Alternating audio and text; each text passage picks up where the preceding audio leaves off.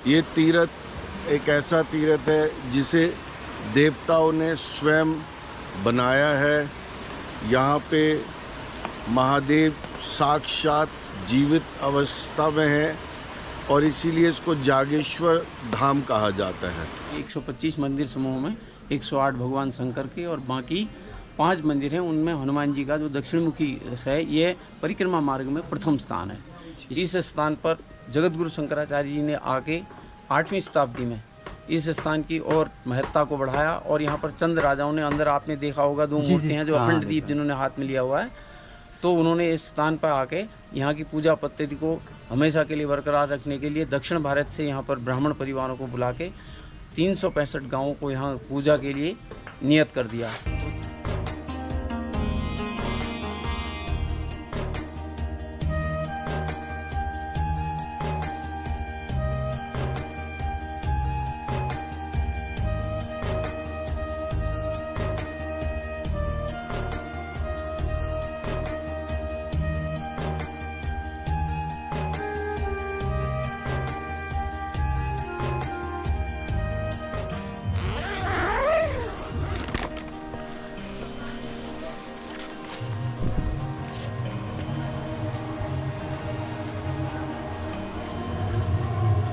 Good morning दोस्तों। हर हर महादेव। तो भाई हर हर मिलिए हमारे 2 नए दोस्तों से।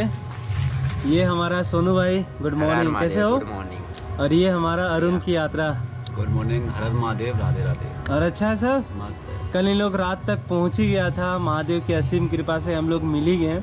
ऐसे संभावना तो ऐसा लग रहा था कि आज सुबह मिलने वाले मिलेंगे बिल्कुल, लेकिन ईश्वर की जो करिश्मा होती है वो अलग ही होती है। इन लोगों को गाड़ी मिल गया, फिर लोग रात 8 बजे यहाँ पे पहुँच गए और सफ़र अच्छा रहा फिर। बिल्कुल मस्त। चलिए, महादेव की कृपा से कल ही हम अपने दोस्तों और मित्रों के पास पहुंच गए जी, क्योंकि कल ही मिलना था हमें। अरे बिल्कुल कल ही मिलना था। बिल्कुल। चलो फिर। और इधर है भाई, हर हर महादेव। इधर हमारा सोबित भाई। गुड मॉर्निंग सोबित भाई। गुड मॉर्निंग भाई। क्या और हर हर महादेव। काम चल रहा है? चलो चलो काम करो काम करो।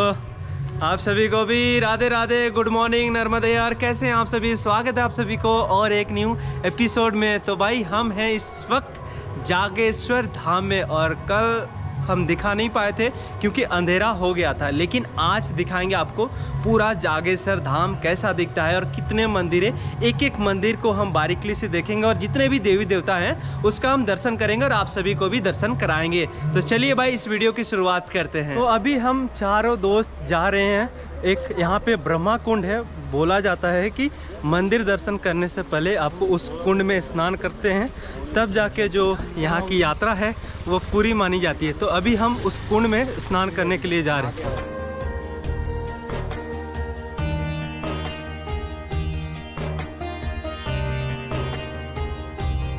ब्रह्म कुंड का जो मेन गेट है कुछ इस प्रकार से है और अच्छा व्यवस्था है यहाँ पे। और जो नदी है ना, ये देखिए जटागंगा, और सामने में है ब्रह्म कुंड। आइए आप सभी को ब्रह्म कुंड का दर्शन कराते हैं।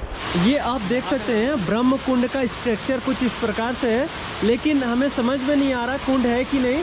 लेकिन यहाँ पे जगह जगह ब्रह्म कुंड का बोर्ड है, तो हम यही मान ले रहे हैं ब्रह्म कुंड है। ये देखिए भाई, उधर जो जटागंगा है उधर से आ रहा है और ब्रह्म कुंड का पानी वहाँ पे संगम हो रहा है। और वहाँ पे भी कुबेर मंदिर है, तो कुबेर मंदिर का भी दर्शन करेंगे। यहाँ पे अनेकों मंदिर हैं, तो जितने भी मंदिर है ना सभी का हम दर्शन करेंगे।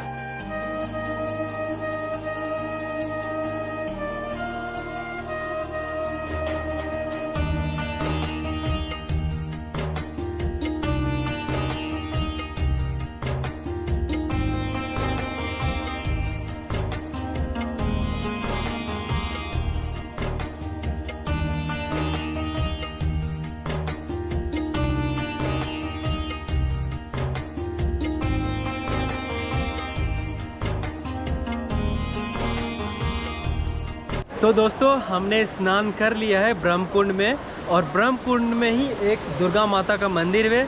सबसे पहले हम दुर्गा माता का दर्शन करते हैं। तो चलिए अब हम दर्शन करते हैं उत्तराखंड के बहुत ही प्रसिद्ध और प्राचीन मंदिर जागेश्वर मंदिर समूह में। हम आप सभी को लेके चलते हैं और ये बता दें भाई 12 ज्योतिर्लिंग में से एक माना जाता है। आप देख सकते हैं इस मंदिर की विशेषताएं इस शिला पे लिखा हुआ है।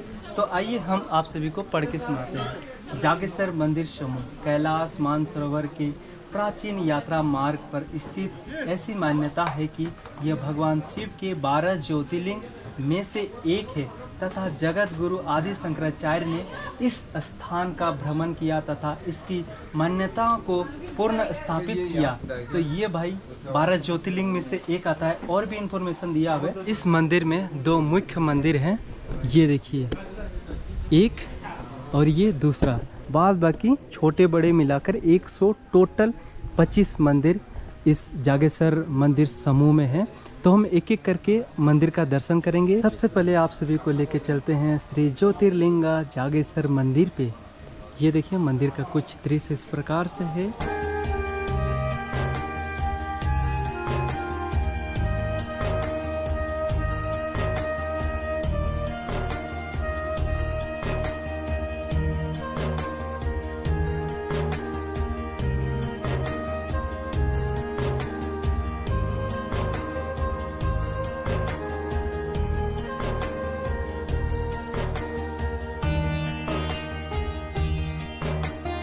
अब हम आपको दर्शन कराएंगे महामृत्युंजय मंदिर पे।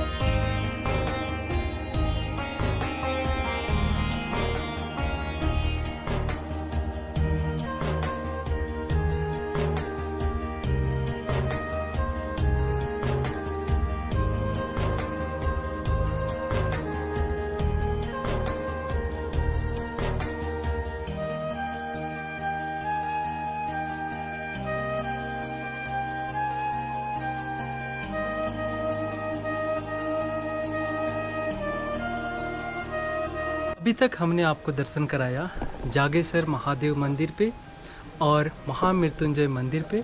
अब हम आपको दर्शन कराएंगे दक्षिण मुखी श्री हनुमान मंदिर। आइए, जय बजरंगबली। बाबा बजरंगबली दक्षिण मुंह में है यहाँ पे।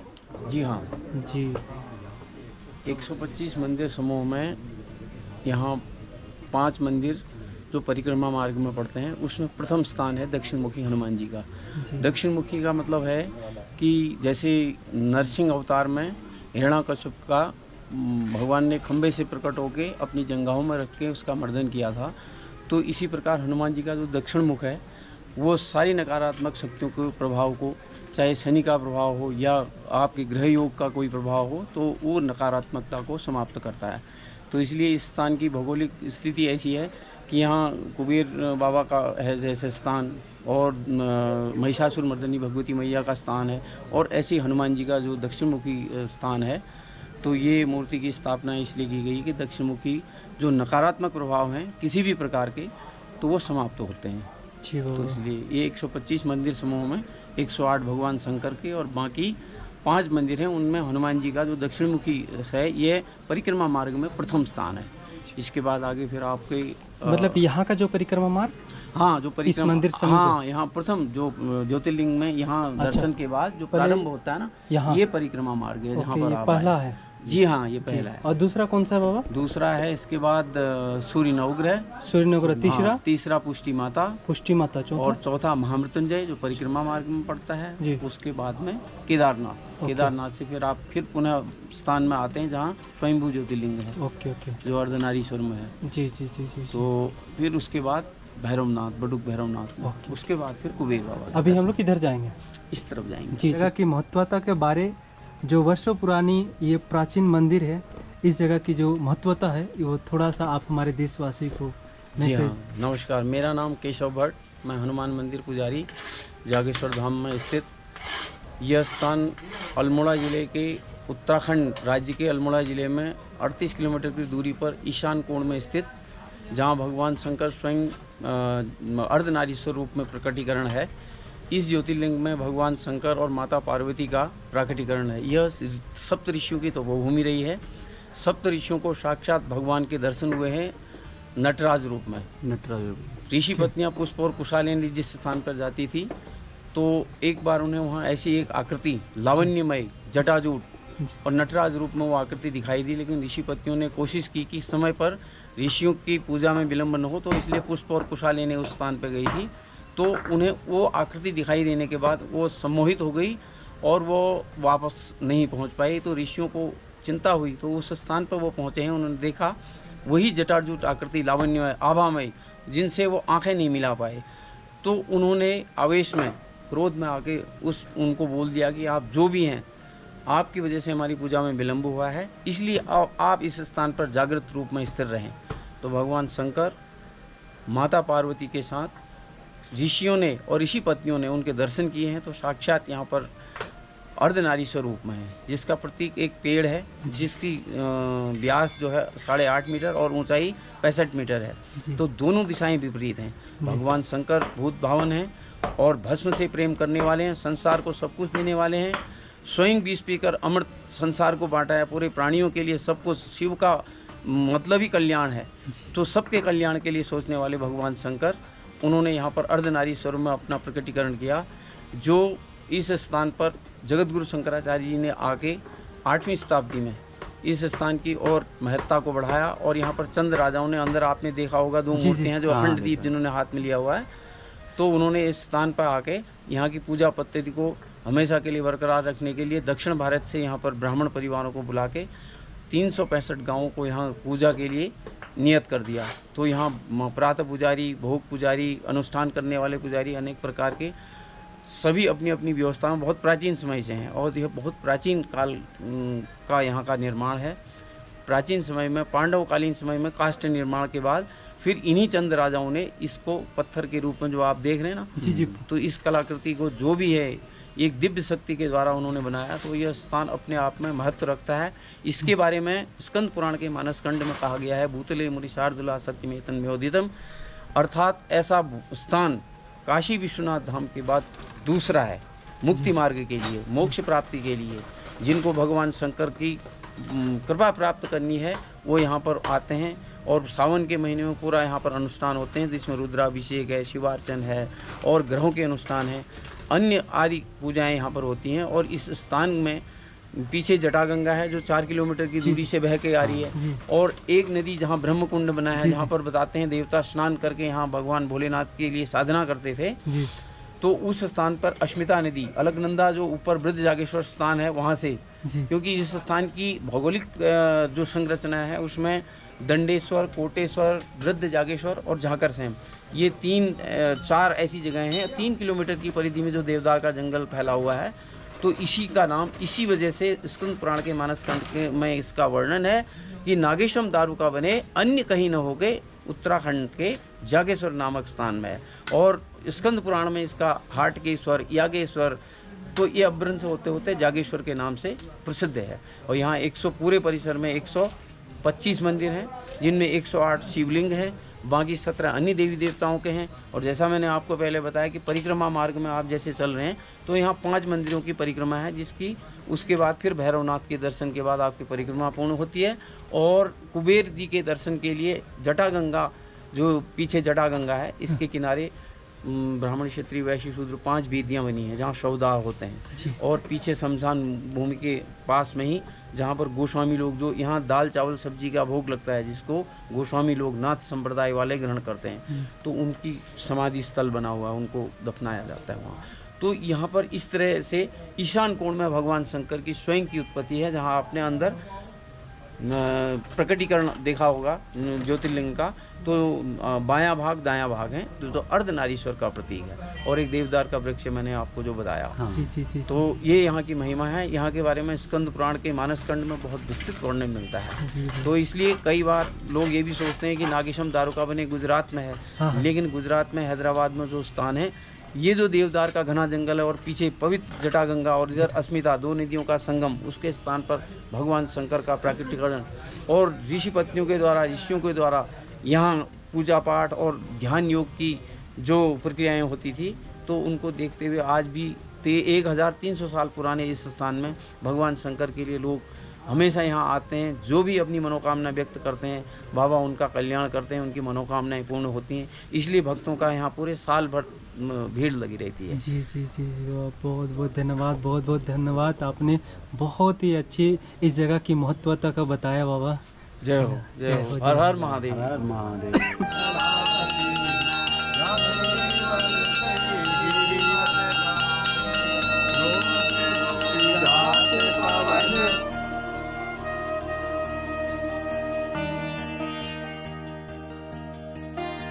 इस जगह की जो महत्वता है भाई, बाबा जी ने काफ़ी अच्छे से और डीपली तरीके से एक एक पॉइंट को कवर करते हुए हम सभी को बताया बाबा जी ने।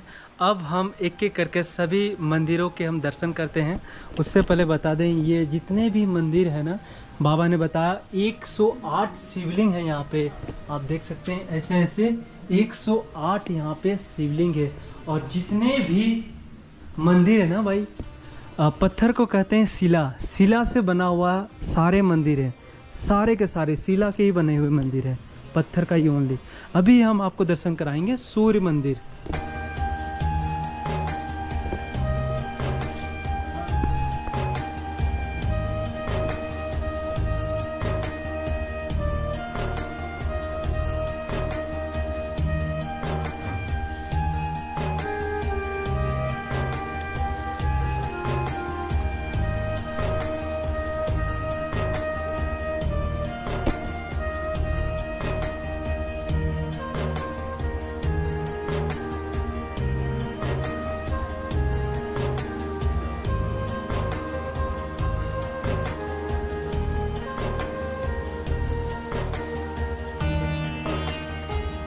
देख पा रहे हैं जितने भी मंदिर, छोटे बड़े मंदिर आपको दिखा दे रहे हैं, 7वीं शताब्दी से लेकर 14वीं शताब्दी तक ये बनाया गया है। ये जितने भी शिला से बने टेम्पल हैं।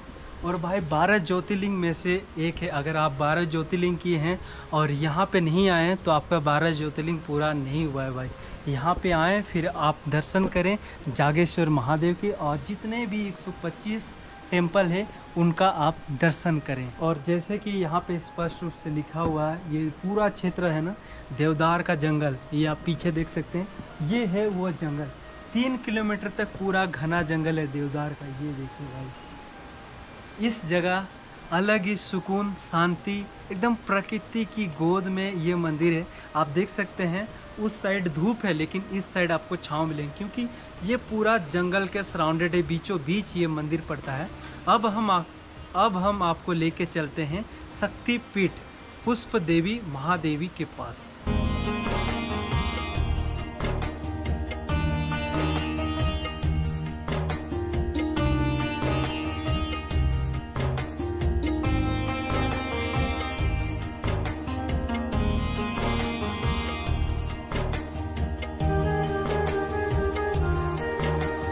यहाँ के शिलालेख यानी कि पत्थर पे बनाया हुआ, ये आप देख सकते हैं जितना भी चित्र है, इस चित्र से पता चलता है कि कुमाऊं क्षेत्र का प्राचीन संस्कृति और यहाँ के राजाओं का जो इतिहास है ना, उसका साफ साफ पता चलता है कि ये कितना प्राचीन है भाई।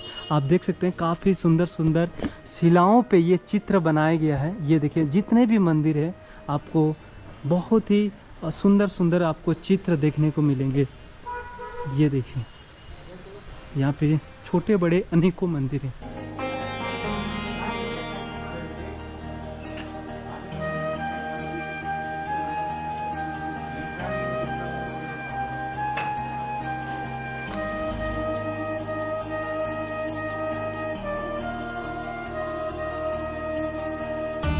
ये आप देख सकते हैं काफ़ी सारे छोटे छोटे मंदिर है, जैसे कि पंडित जी ने बताया, और स्पष्ट रूप से यहाँ पे लिखा हुआ भी 108 शिवलिंग है और बाद बाकी मुख्य मंदिर हैं जितने भी देवी देवता का है।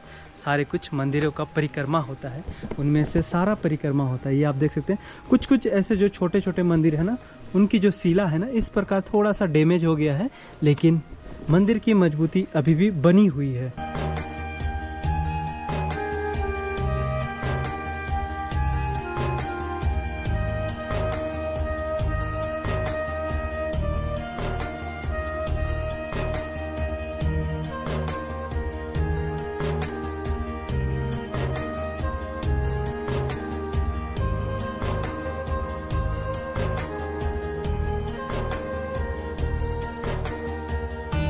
अब हम आपको उस मंदिर में लेके जा रहे हैं जिस मंदिर में जाना हर किसी का सपना होता है। फिलहाल इस वक्त हम हैं कुमाऊं में, तो यहाँ पे भी है भाई केदारनाथ मंदिर। तो आइए, आपने केदारनाथ धाम में केदारनाथ बाबा के तो दर्शन किए ही हैं, लेकिन इस जागेश्वर मंदिर समूह में भी केदारनाथ जी का टेम्पल है। हर हर महादेव।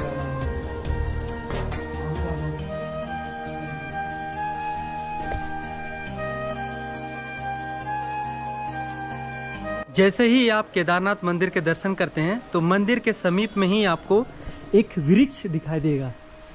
ये देखिए, पहले तो इस वृक्ष की जो महिमा है एक बोर्ड में लिखा हुआ है, दारुका वृक्ष रूपी भगवान शिव और माता पार्वती के रूप में माना जाता है इस वृक्ष को। दारुका मतलब देवदार का ये वृक्ष है। आप एक बार वृक्ष का जो बनावट है, स्ट्रक्चर है, आप देख लीजिए। ये देखिए, नीचे से ये देखिए सटा हुआ है, नीचे से एक है, ऊपर में अलग अलग हो जा रहा है। इधर शिव जी है, इधर माता पार्वती है। तो इसका जो बनावट है इस प्रकार है, इसीलिए इसे अर्धनारी रूप माना जाता है और इसकी पूजा हो जाती है। जितने भी भक्त आते हैं यहाँ पे पूजा करते हैं। और इसकी महिमा है ना भाई, ये मंदिर परिसर के अंदर है। वैसे तो ये देवदार का ही पूरा जंगल है, लेकिन मान्यता इसलिए है क्योंकि ये मंदिर परिसर के अंदर है। और ये वृक्ष काफ़ी पुराना है। ऐसे तो बोलते हैं 1500 साल पुराना है, लेकिन उससे भी ज़्यादा होगा। इसकी कोई कल्पना भी नहीं कर सकता और एग्जैक्ट कोई बता भी नहीं सकता। ऐसे अनुमान के रूप में 1500 साल प्लस पुराना बताया जाता है इस वृक्ष का। और आप बनावट देख सकते हैं भाई, तो ऐसा है भाई, इसे शिव जी और माता पार्वती के रूप में पूजा जाता है। अब हम आपको दर्शन कराएंगे माता अन्नपूर्णा देवी का।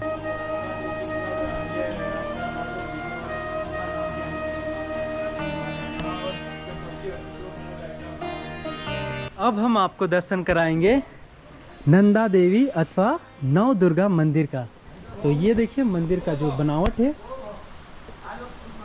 कुछ इस प्रकार से है।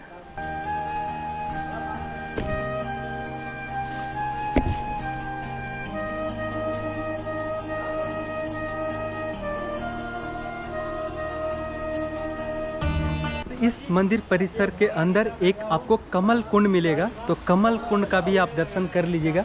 कमल कुंड का जो दृश्य है कुछ इस प्रकार से है। और ये देखिए, यहाँ पे कमल खिला हुआ है, ये वाइट वाला कमल है। और यहाँ पे काफ़ी सारे जो श्रद्धालु आते हैं वो सिक्के डालते हैं यहाँ पे। ये देखिए, वहाँ पे भी बोर्ड पे लिखा हुआ है कमल कुंड। जब भी आएंगे जागेश्वर धाम में तो वहाँ पे परिक्रमा होती है। जितने भी मंदिर है सबका एक एक करके दर्शन करके परिक्रमा करते हैं। अब वहाँ से हम निकल गए हैं, अब हम जा रहे हैं कुबेर मंदिर पे। तो ये देखिए, कुबेर मंदिर जाने का रास्ता कुछ इस प्रकार से है। मैं आप सभी को बता दूं, ये देखिए, इस नदी का जो नाम है जटागंगा, ये शिव जी के जटा से निकलती है। और इस नदी को पार करके हम कुबेर मंदिर की ओर हम बढ़ते हैं। वो देखिए सामने कुबेर मंदिर। कुबेर मंदिर जाने से पहले आपको प्राचीन चंडिका माता जी का मंदिर मिलेगा। रोड भी आएगी उसमें और पानी भी आएगा उसमें। माता का दर्शन कर लिया हमने, अब हम आपको लेके चलते हैं प्राचीन कुबेर मंदिर पे। आप देख सकते हैं मंदिर का कुछ बनावट इस प्रकार से है। यहाँ पे ताला लॉक है, इस कारण हम दर्शन नहीं करा पा रहे हैं। पंडित जी चाय पीने के लिए गए हुए हैं, देखिए क्या वहाँ से, हाँ वो कुछ ऐसा दिख रहा है। नमस्कार, हमें इस मंदिर परिसर में महादेव दास बाबा जी से हमारी मुलाकात हुई और इस जगह की जो महत्वता है वो बाबा जी अच्छे से जानते हैं। तो हम उन्हीं के मुख से इस जगह की पवित्रता और महत्वता हम जानेंगे। आप थोड़ा सा बताइए। जय महादेव, आप सबका जागेश्वर धाम में स्वागत है। जागेश्वर धाम तीर्थ है जो हिमालय की गोद में और कुमाऊं के डिस्ट्रिक्ट अल्मोड़ा में है। और ये तीर्थ एक ऐसा तीर्थ है जिसे देवताओं ने स्वयं बनाया है। यहाँ पे महादेव साक्षात जीवित अवस्था में है और इसीलिए इसको जागेश्वर धाम कहा जाता है। जागेश्वर धाम की जो कई कथाएं हैं जिनमें महादेव जी की लीलाओं का बहुत गुणगान है। ऐसा माना जाता है शिव और पार्वती जी यहाँ साक्षात जो है देवदार के रूप में लोगों को दर्शन देते हैं। महादेव जी का यहाँ लिंग है जो कि मंदिर के अंदर विराजमान है और महादेव जी साक्षात लोगों को दर्शन देते हैं, लोगों की मनोकामना पूरी करते हैं। कोई कहीं से भी आए उसकी महादेव हमेशा उस पर अपने प्रेम की कृपा, सद्भावना, हर तरीके से महादेव की कृपा होती है। जहाँ तक जागेश्वर धाम का जो महत्व है, यहाँ ऋषि मुनि, पांडव, देवता स्वयं आकर महादेव की तपस्या करते थे। ये बहुत ही गुप्त स्थान था और जैसे भारत के तीर्थ है, ये वैसा तीर्थ नहीं है। यहाँ पे लोग जब भगवान शिव की भक्ति करते हैं, आज भी भगवान शिव उनकी मनोकामना पूरी करते हैं, उनको दर्शन देते हैं और उनकी जो भी त्रुटियाँ उनको माफ़ करते हैं। तो यहाँ पे कलयुग में इतना बड़ा जो भारत के तीर्थ है, उसमें देखो लाखों लोग मंदिरों में जाते हैं और भारत के सारे प्रसिद्ध मंदिरों में हज़ारों की तादाद में रोज़ लोग जाते हैं। चाहे वो जैन का महाकाल मंदिर हो, चाहे बाबा केदारनाथ हो, चाहे काशी विश्वनाथ हो, चाहे नासिक का त्र्यंबकेश्वर, वहाँ पे हज़ारों की। पर जागेश्वर एक गुप्त तीर्थ है जहाँ पे शिव भक्त जो है महादेव से डायरेक्ट जुड़ते हैं।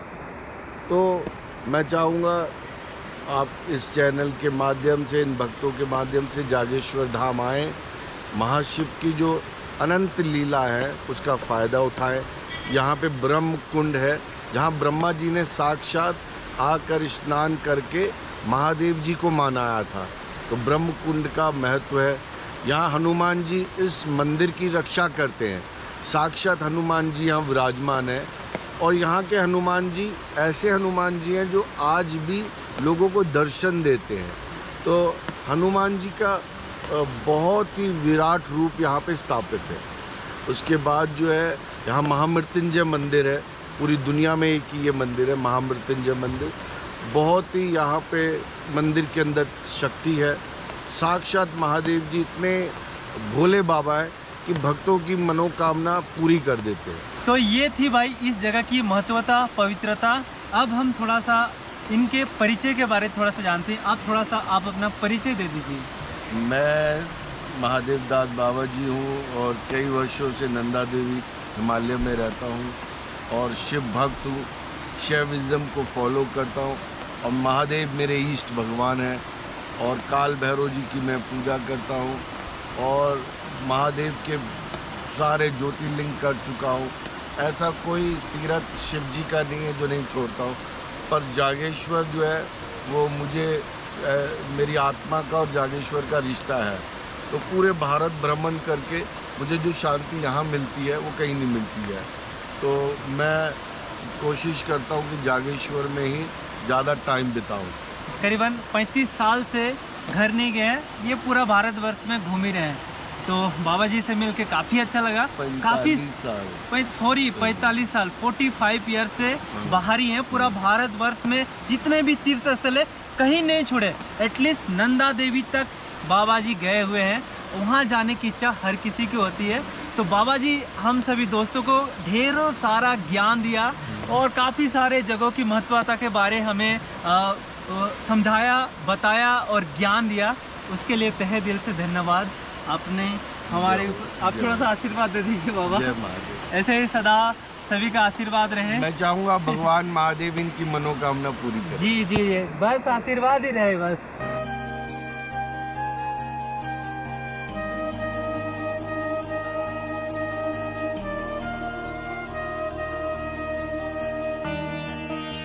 ऑलमोस्ट हमने सारा मंदिर वगैरह जितना भी है दर्शन कर लिया है। अब मंदिर के बाहर कुछ इस प्रकार से मार्केट वगैरह लगा हुआ है। आप लोग चाहे तो यहाँ पे ख़रीदारी कर सकते हैं। एज ए मेमोरी के तौर पे आप यहाँ पे बहुत सारे तमाम चीज़ें आपको मिलेंगे, आप ले सकते हैं।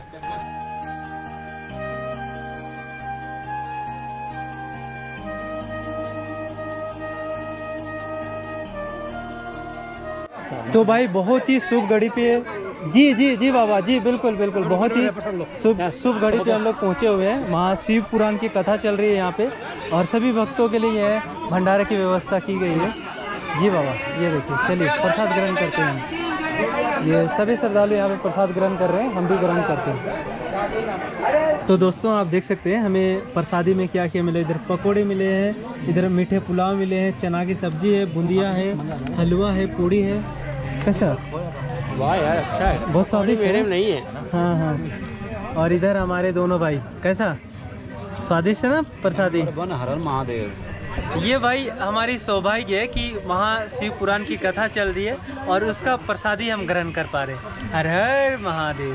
मुझे बहुत ही सौभाग्य से इस पवित्र स्थान में आने का सौभाग्य प्राप्त हुआ है, तो हमने निर्णय लिया है कि आज यहीं पे रुकेंगे। और अभी शाम का समय हो रहा है, तो ये आप देख सकते हैं बहुत ही अच्छे तरीके से बारिश हो रहा है। आप सभी को ना मैं बारिश का जो सुंदर सा क्लिप है ना, मैं आपको दिखाता हूँ, आप लोग आनंद लीजिए।